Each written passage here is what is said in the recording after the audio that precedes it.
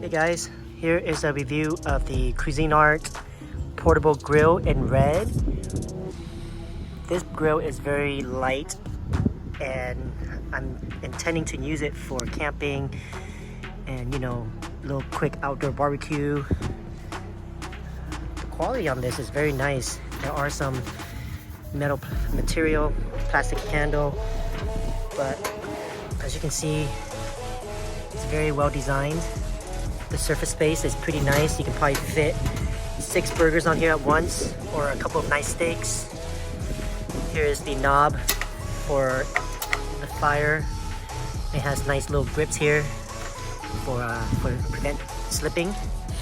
And here, right here, it's a lock, so you can lock it up, which is a great thing to have because you want to make sure when you're traveling with it, it doesn't accidentally open up. So that's really nice. And here are the legs. It can fold in, so you can store it in tight spaces. And the leg's nice. It adds a little leverage, maybe about 6 inches. And yeah, and here are some instructions before using.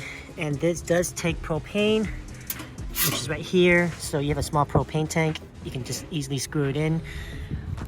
So this grill is pretty much plug and play. Very user friendly.